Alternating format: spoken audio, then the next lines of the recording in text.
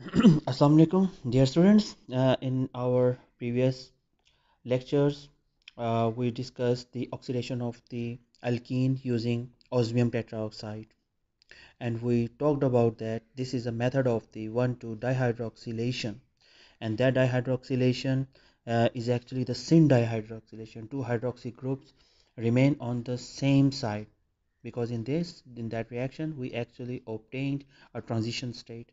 So a transition state in where two hydroxyl came on the same phase of the double bond, so that we got the syn dihydroxylation using osmium tetroxide. Today we shall discuss the oxidation of alkenes using potassium permanganate, and this is also another method of producing, of synthesizing the 1,2 dihydroxyl compounds. So today we shall talk about oxidation of alkene using potassium permanganate. Let's first draw a simple reaction. This is cyclohexene. It contains olefinic double bond, one olefinic double bond.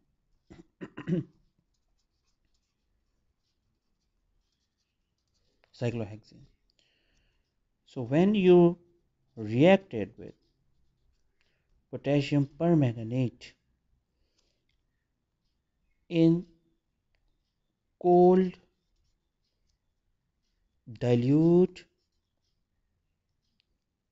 amount and in the presence of base, only 1% solution of the sodium hydroxide. So during these reaction condition you get 1,2 dihydroxycyclohexane or cyclohexane 1,2 diol.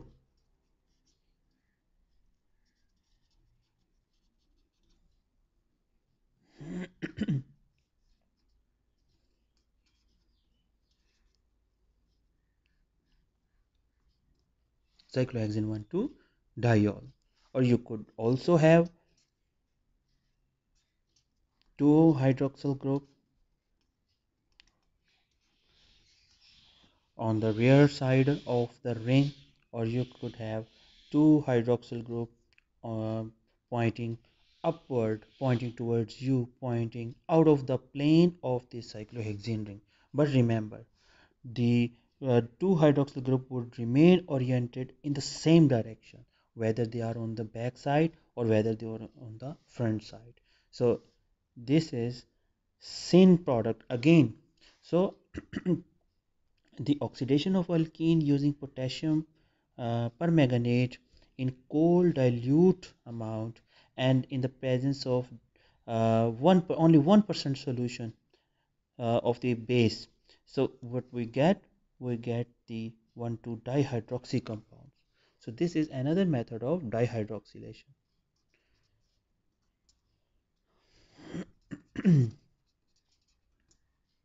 So this is another method for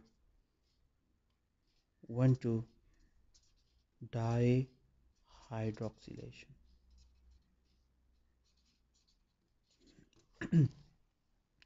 But remember, if you will change the reaction conditions, then there there might have another product. Let's see the same molecule cyclohexene,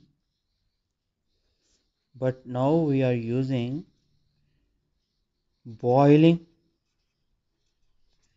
KMnO4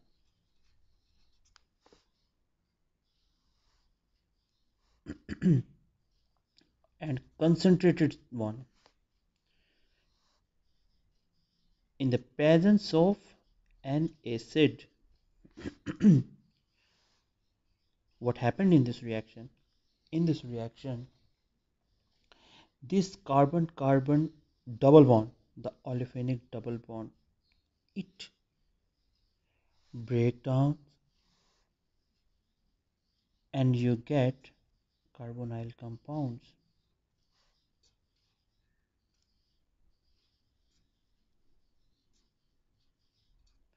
So a cleavage of the double bond, olefinic double bond, could occur if you use the greater concentration of KMnO4 and you also apply some heat or the boiling conditions in the presence of dilute acidic environment. So what happened? The cleavage of the carbon-carbon double bond occur and you get carboxylic acids. First you get the carbonyl compound because the carbonyl compound could easily be oxidized into carboxylic acid. So you get dicarboxylic acid. Let's first discuss the mechanism of both reactions. First we discuss how this dihydroxylation take place mechanism.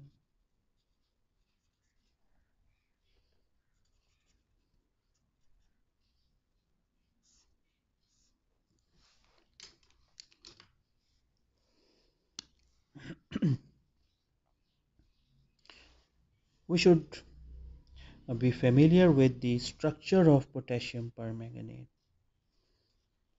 Potassium permanganate, when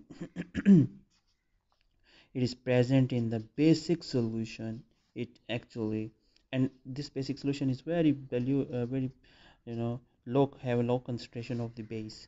So what happens? The potassium permanganate ionizes into potassium ions and permanganate ions.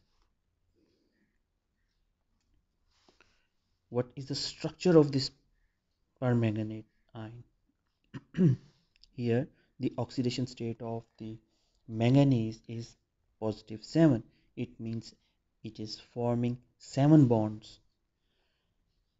This is our starting molecule, that is cyclohexene and permanganate.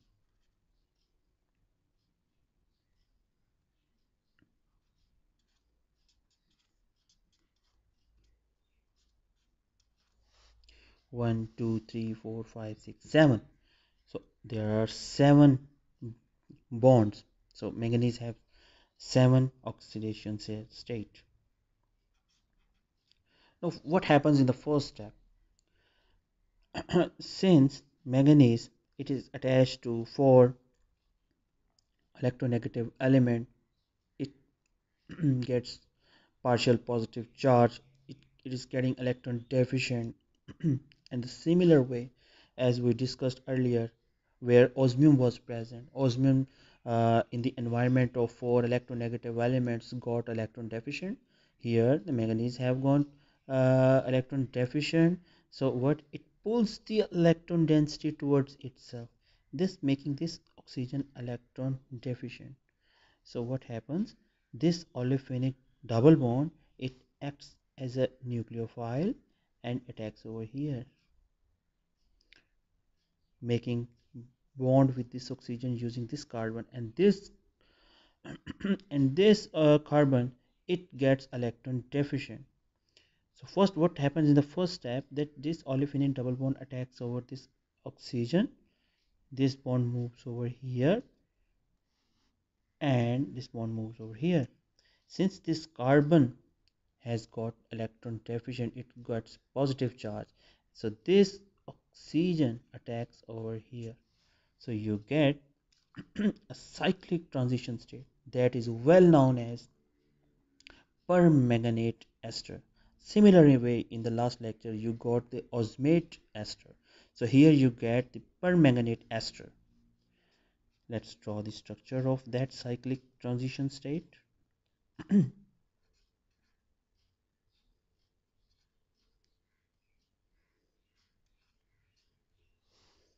Here you are making new bond with this oxygen, this double bond is changing into single bond, electron density is moving over the oxygen, and this is carbon double bond oxygen. So this is your transition state.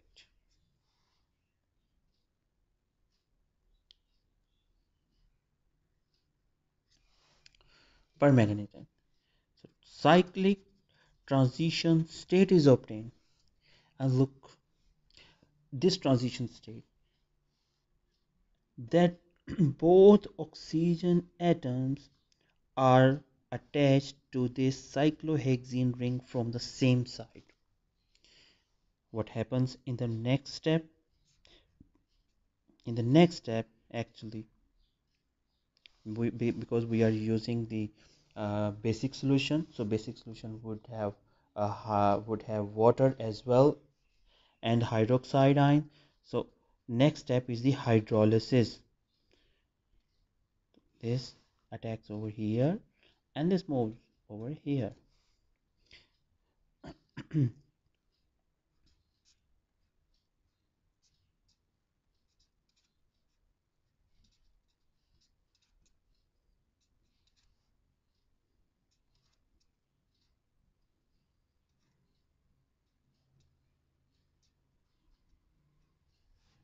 Because when water attacks through oxygen, oxygen gets a positive charge. This bond moves over oxygen. Then there is the shift of the hydrogen.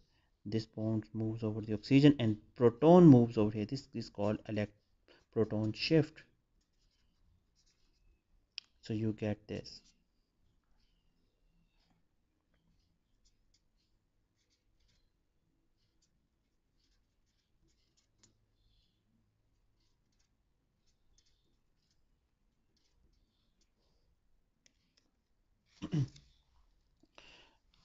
So now we have this intermediate.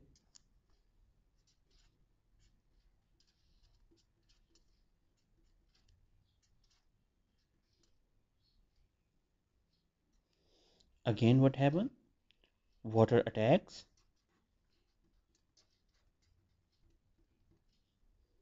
over here, and this bond moves over the oxygen. Oxygen gets a negative charge.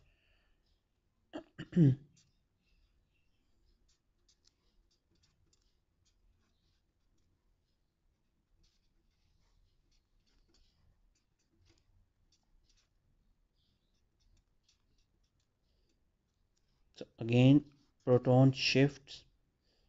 This bond moves over here, and this hydrogen or proton, it moves over the oxide ion. So we get our final product, that is 1,2-dihydroxy compound. And here we get this.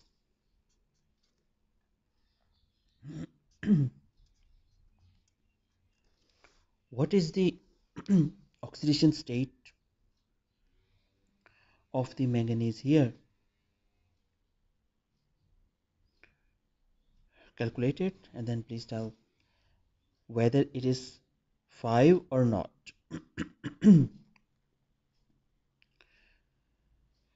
So in the starting, and the oxidation state of the manganese was 7 plus 7. Now it's plus 5. It means that this manganese has reduced, so it has oxidized the other compound. So the starting compound was cyclohexene. The cyclohexene has now transformed into cyclohexane 1,2-diol. So dihydroxylation has occurred. We could also draw this molecule like this.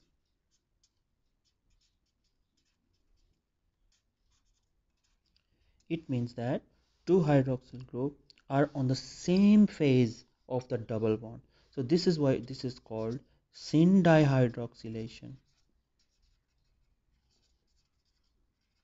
Syn dihydroxylation of the alkene using cold dilute potassium permanganate solution. This test is very common in your practical as well. So what you do, you actually prepare the potassium permanganate solution and you add the pinch of your mixture into that. So if the decolorization occurs, then you say that the unsaturation was present. So this is the same reaction. What you are doing, you are preparing the cold dilute potassium permanganate solution in your test tube, which is of purple color. You are adding a compound which has the unsaturation or unsaturated double bonds.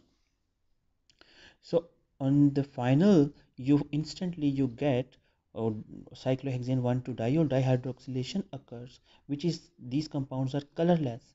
So this is why decolorization of this solution occurs, and you say that in that mixture you have the unsaturated cyclohexene or unsaturated alkenes are present.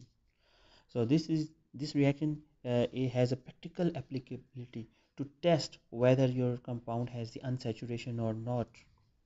Now we discuss the mechanism of another reaction, where I told you that if you will use the boiling potassium permanganate solution, or if you will use the higher concentration of the potassium permanganate, or in the presence of acid rather than base, then there would be cleavage of the carbon carbon double bond, and you will get the first you will get the diol or dialdehyde compounds, and those dialdehydes compound can easily be oxidized into carboxylic acids.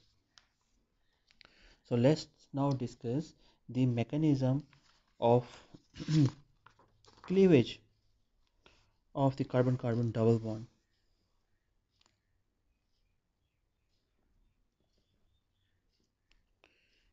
We take the same starting molecule, cyclohexene, mechanism 2.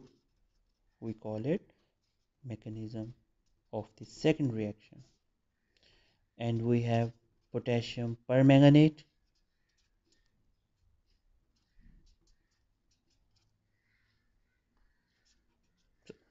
The first step is the same.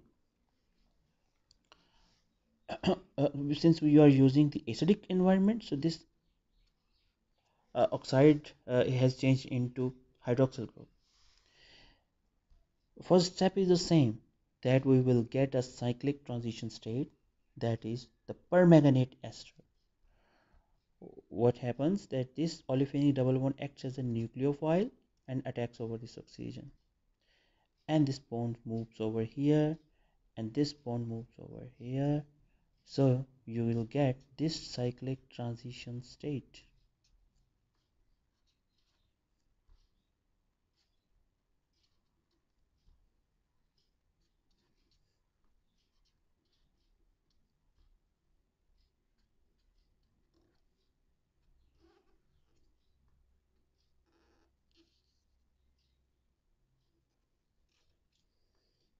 Transition state.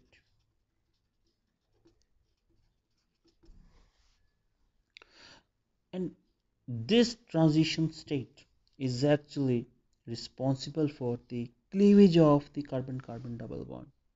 Look here, I draw this transition state again.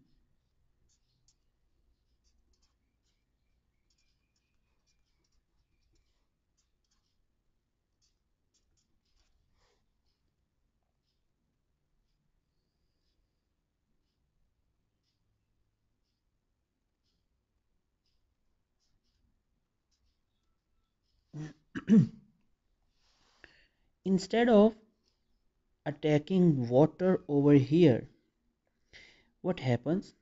This cyclic transition state actually ruptures like this. This carbon carbon double bond, this bond moves over here, this bond moves over here, and this bond moves over here.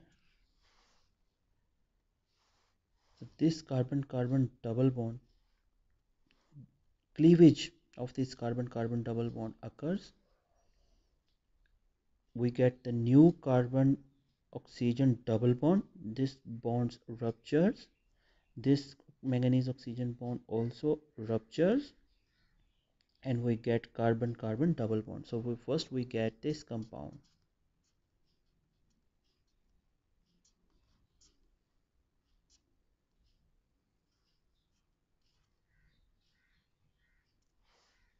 This is a diol.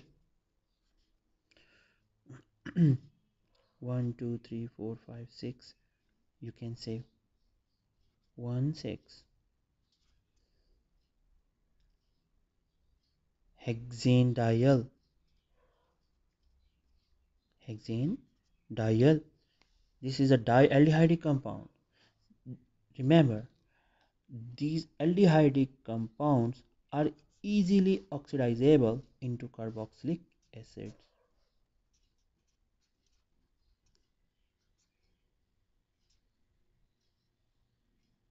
So we get these dicarboxylation or the dicarboxyl compounds. So what happens in this reaction if you will use the greater concentration of the potassium permanganate in the boiling condition? You will have to heat your test tubes where you are carrying out your reaction, and in the presence of some acid, dilute acid, not so concentrated acid. So what happens? First, the transition state is formed. Same in the case of basic dilute, cold dilute KMnO4 solution. First we get the transition state, but in this reaction this transition state actually ruptures, which leads to the cleavage of this carbon-carbon double bond. So what happens? This single bond, it ruptures and this bond moves over here. This electron density moves over manganese and this bond moves over here. So first we get the 1,6 hexane dialdehyde compounds, and these dialdehyde compounds in these oxidative conditions are easily oxidizable into carboxylic acid. So it will be your final product. So remember, whenever you are asked to complete a reaction, so you should pay a great concentration on the reaction conditions. I'm here now giving you some examples of this reaction, so that will actually make your make the idea more clear. We have this compound. This is, I hope you remember this. This is cis stilbene,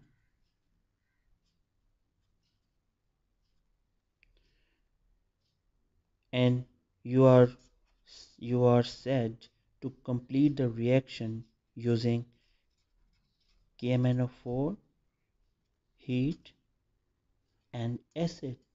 What will be the final product?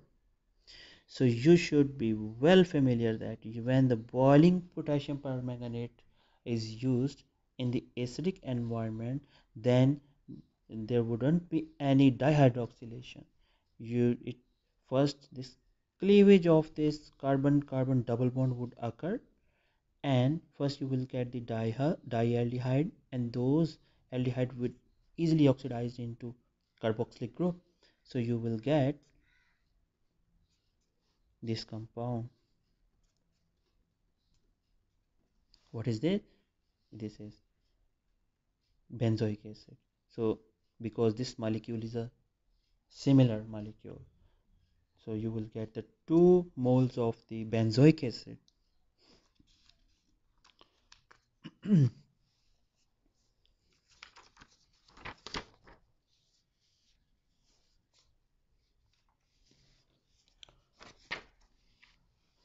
Now I am now I will explain the stereochemistry of this reaction. That is very important one. Stereochemistry of reaction. So this is, if you have this molecule as your starting one,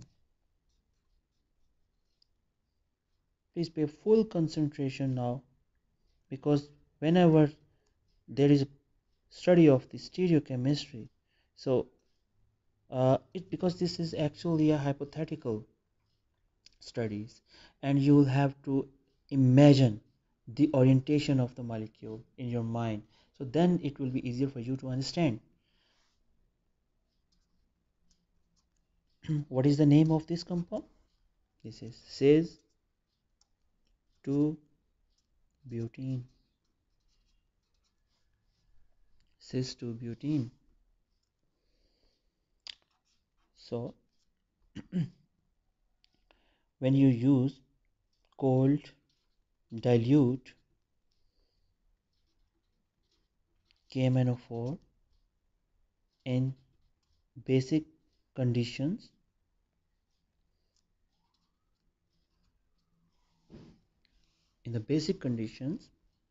what will be the product and what will be the stereochemistry of that product? This is very important.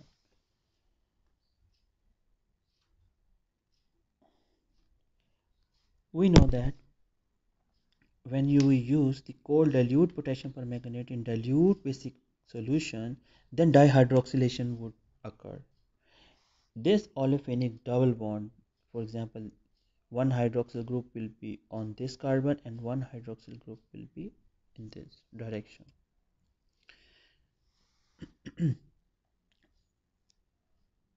Whether the stereospecificity would retain or you will get two different stereoisomers.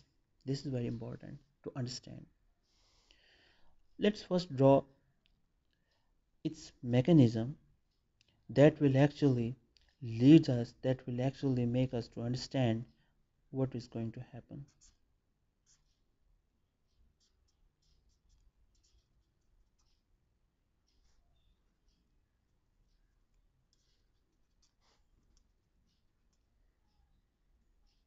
These two hydrogens are projected into the plane and two methyl groups are coming out of the page of the plane. You can see this molecule, you can imagine this molecule as like this. These two methyl groups are pointing towards you, and these two hydrogens are pointing into the plane. So what happens?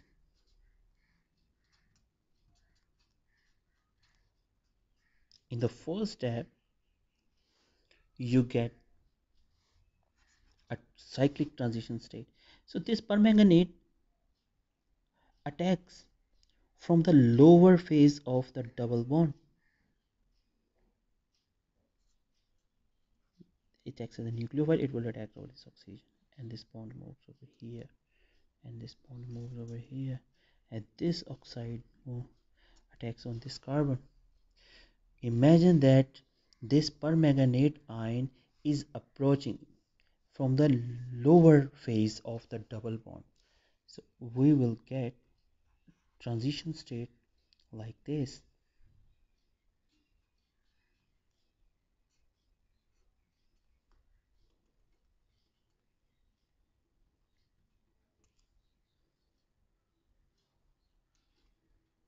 Sorry. But first we draw the transition state, then we will do the uh, hydrolysis. Manganese,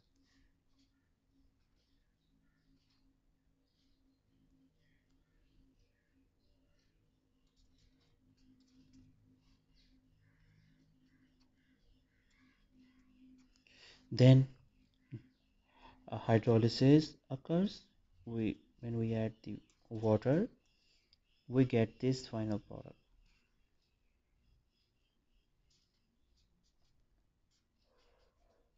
Two methyl groups,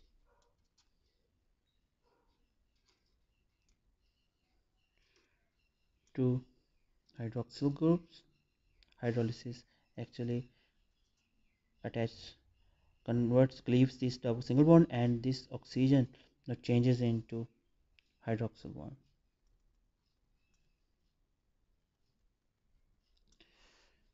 What will happen if this permanganate attacks from the upper phase? Then after finally we will get this compound.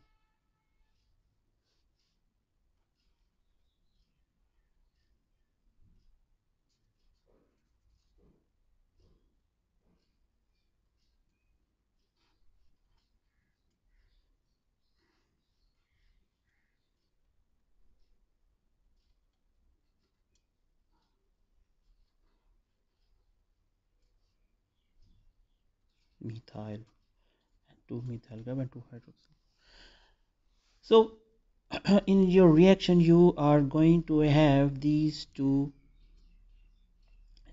compounds. What is the relationship between these two compounds? Are these the same molecules or the different? It is very easier to understand whether these are the same or the different. First, you'll have to designate these chiral center, whether these chiral centers are R or S. What is the stereochemistry of this chiral carbon? This oxygen will have one. It's with the most the functional group having the greater priority, so it will designate it as 1. It is as 2, 3 and 4. Since hydrogen is moving and it is on the back side, so whether it is clockwise or anti-clockwise, 1 2 3, it's anti-clockwise, so this is S. What is the stereochemistry on this configuration of this chiral center? 1 2 3. This is clockwise, so this is R. What is the configuration of this carbon? 1 2 3 is R, and it will be S. So whenever you are asked to compare whether these two molecules are the same or the different, you should first recognize the uh, configuration of these chiral centers. Here you have S and here you have R, and here you have S R and here you have S. And there is another conditions to check the similarity. So far it looks that these two compounds are different. No, there shouldn't be any plane of symmetry or center of symmetry in the molecule as well. To check that, you have to rotate this molecule over here at 180 degree on the like this. When you will rotate this molecule uh, in this direction, in the anti-clockwise, so what will happen? These methyl group will come here on the front side. This hydrogen will be here. These two hydroxyl group will be now on the lower side. You will get this compound.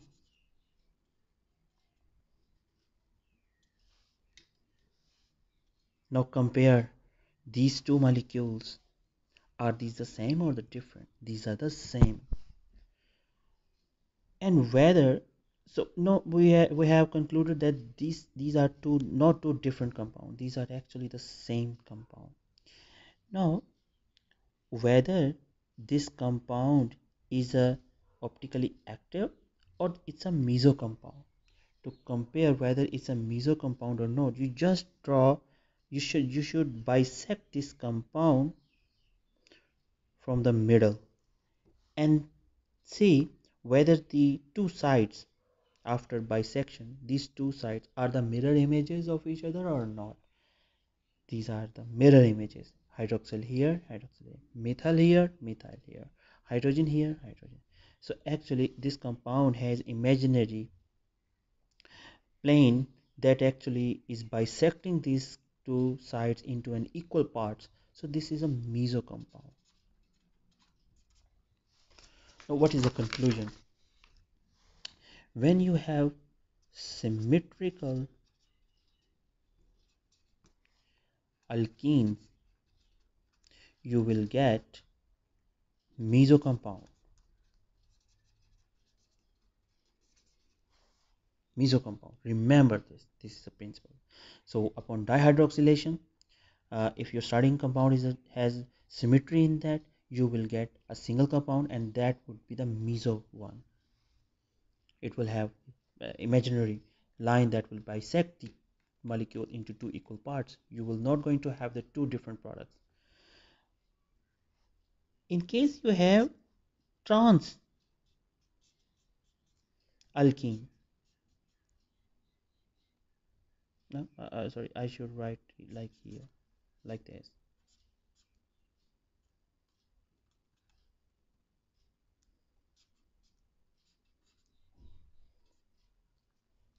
Here you have hydrogen instead of methyl, methyl, methyl, and hydrogen.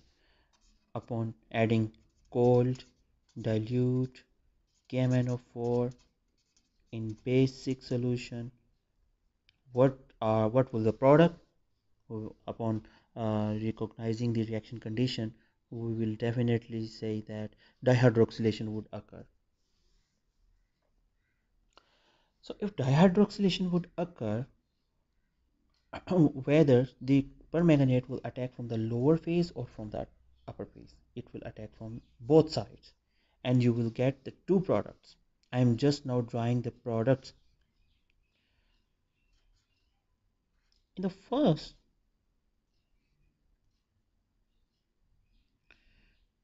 you will have hydrogen here. If permanganate attacks from the lower phase, then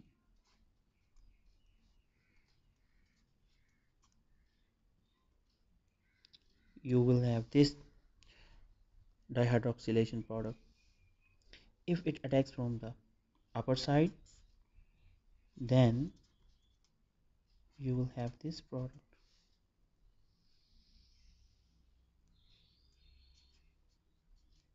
Methyl over here,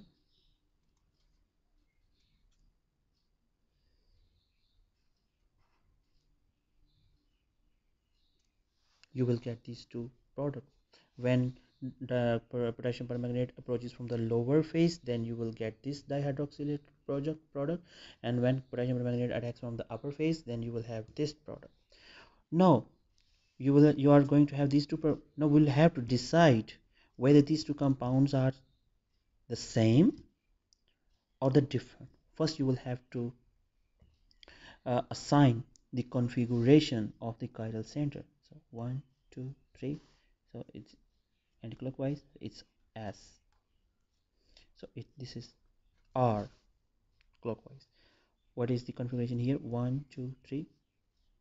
This is clockwise, it's R, and this is S.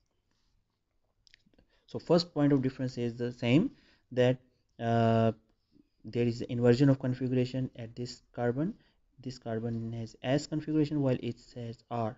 It has R and this carbon has S. Now we will have to satisfy the another condition. You will have to rotate this compound in the anti-clockwise direction. How much? To an angle of 180 degree.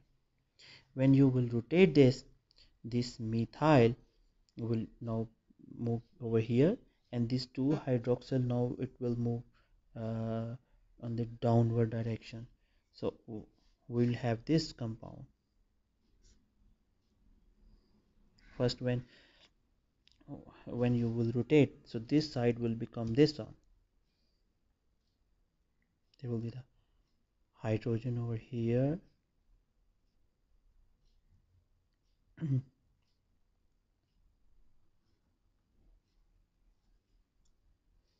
First it was in this direction. Upon 180 degree rotation, this hydrogen will be on the upper side. This methyl will be here and OH will be here. This methyl will be here, hydrogen will be here, and OH will be here. Now what is the relationship between these two compounds? Are these the same or the different? Let's first compare. Here this carbon, which has a S configuration, methyl group is in the front side pointing towards you, but here this methyl group is not on the front side, it's on the back side. So On this carbon, another chiral carbon, this methyl group is pointing on the back side, but here this methyl group is pointing towards you. So it means that these two compounds are not the same. These are two different products. No, whether there is these compounds, because these are the two different, whether these are the stereoisomers. Oh, yes, these are the stereoisomers. So whether they are the enantiomers or not. Yes, these are the enantiomers, because you have no plane of symmetry in them. If you bisect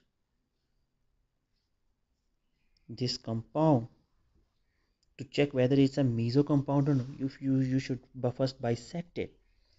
And when you have bisected it, look whether the methyl group is the same on the other side or not, whether the upper part is the mirror image of the lower part or not. We see that there is no, these sides are no mirror images of each other, so it's an optically active enantiomer. And this is also different enantiomers. So we will get 50% concentration of this molecule, 50% concentration of this molecule. So you will get the racemic mixture. What is the racemic mixture? Racemic mixture is the equimolar or equimolar mixture of the two enantiomers, two different enantiomers. So this you will get the racemic mixture when you have the transalkene. So now we have concluded here that if the starting alkene is cis or the identical, then you will get the meso compound. And if your starting alkene is trans, then you will get the racemic mixture.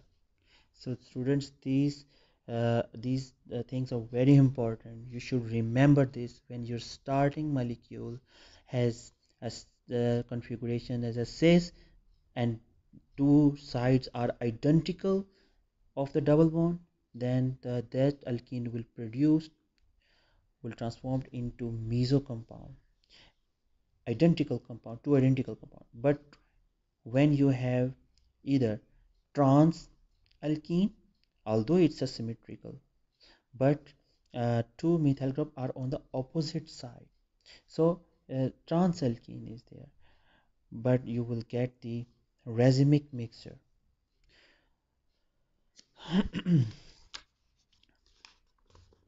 In the last, I will draw another alkene which is not symmetrical. Suppose if you have this alkene,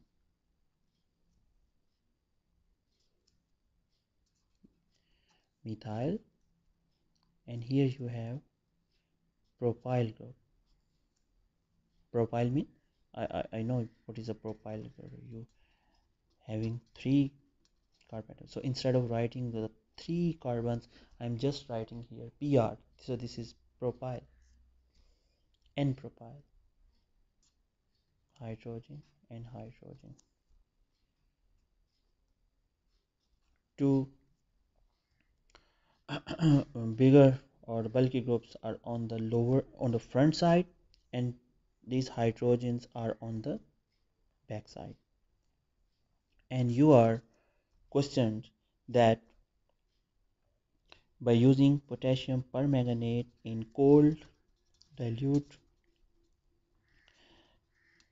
concentrations, what will be the product, and write down the stereochemistry of that product.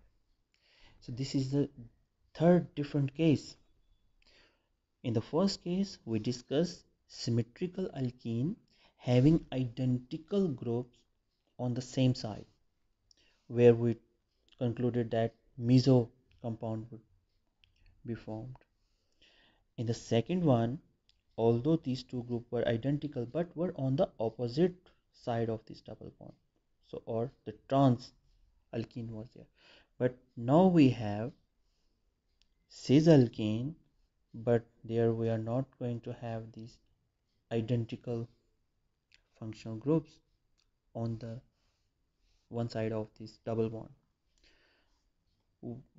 What will be the stereochemistry of the product and what will be the relation between them?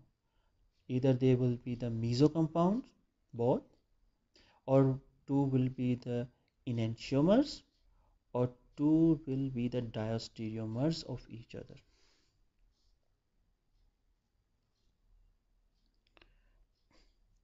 So first I draw the product.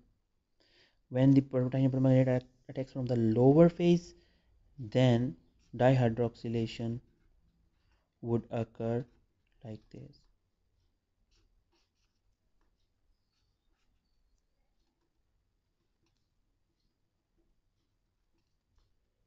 Methyl propyl. And when it attacks from the upper side, then you will get this product.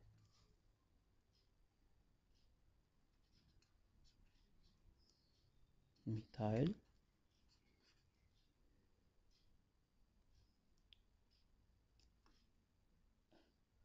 here, sorry, hydrogen will be here and propyl will be here. You will get these two products. Now you will have to decide what is the relationship between these two products. Are these the same or the different? First, you will have to designate the configuration. 1, 2, 3. So this is S. 1, 2, 3. So this is R. 1, 2, 3. 1, 2, 3. R. 1, 2, 3. S. So there is a difference that inversion, it seems that there is the inversion of configuration. We have to satisfy the another condition. Let's rotate this molecule at angle of 180 degree. You will get this carbon will become this carbon, and these propyl will projected here like this.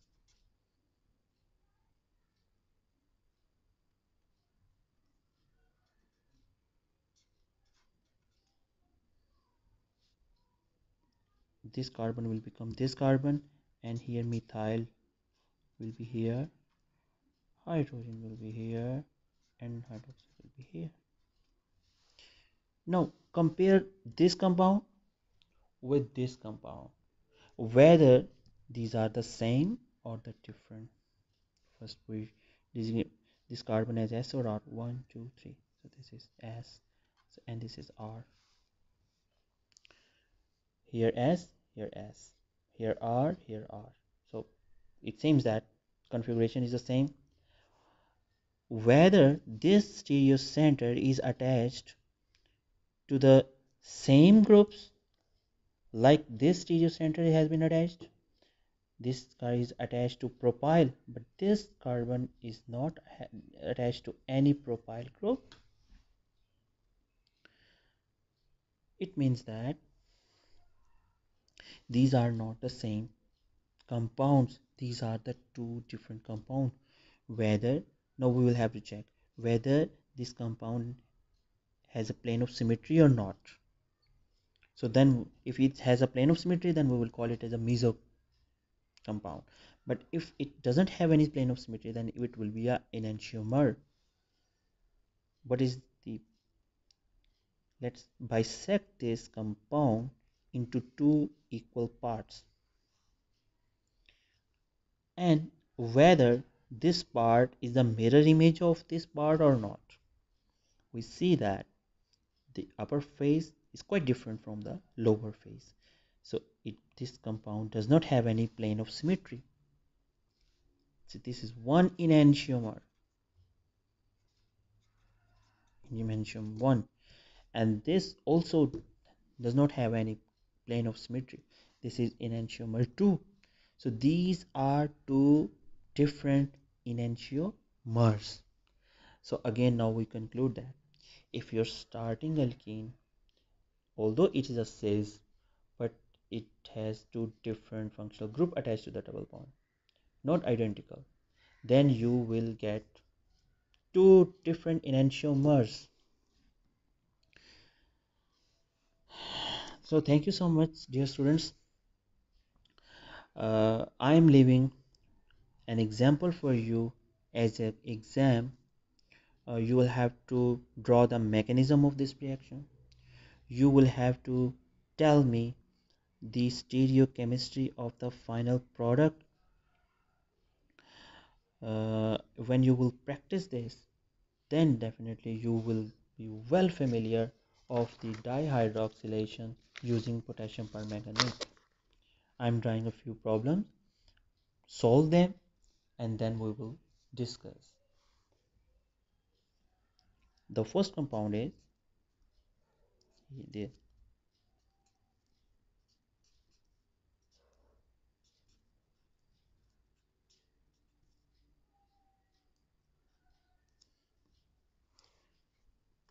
trans stilbene. Upon reaction with cold dilute KMnO4 in dilute base 1%, only 1% solution of the base, what will be the product?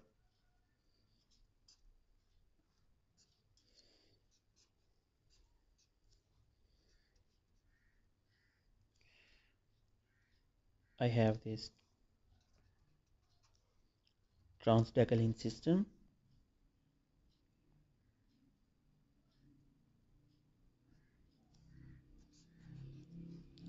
KMnO4,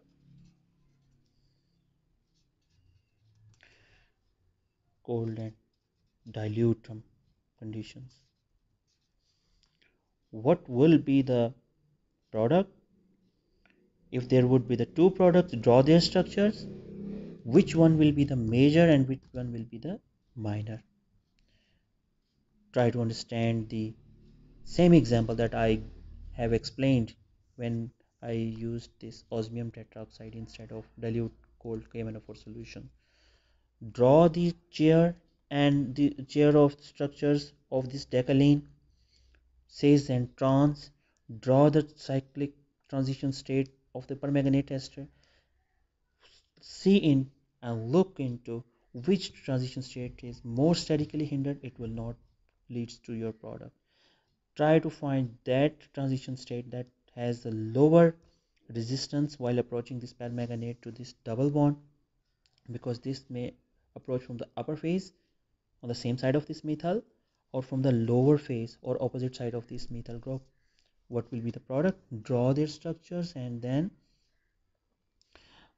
try to explain why one has major amount and other one has a minor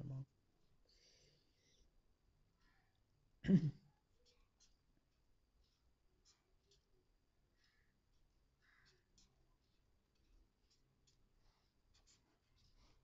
KMnO4, heat in acidic environment. What will be the product?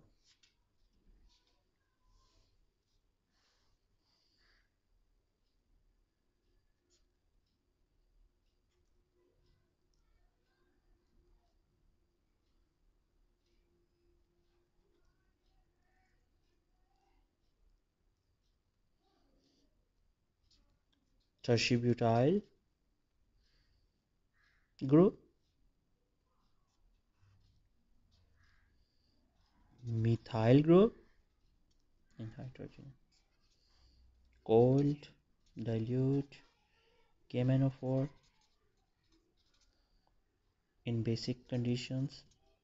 What will be the product? And if you have two different products or the same products, what is the relationship between these two products? you should have drawn. Their structures, they also specify the stereochemistry of the two compounds and whether these are the same or the different. So thank you so much, dear student. I hope you would have got some idea of the dihydroxylation using potassium permanganate, or you should have another idea of the cleavage of the carbon-carbon double bond depending upon the reaction conditions of. So thank you so much.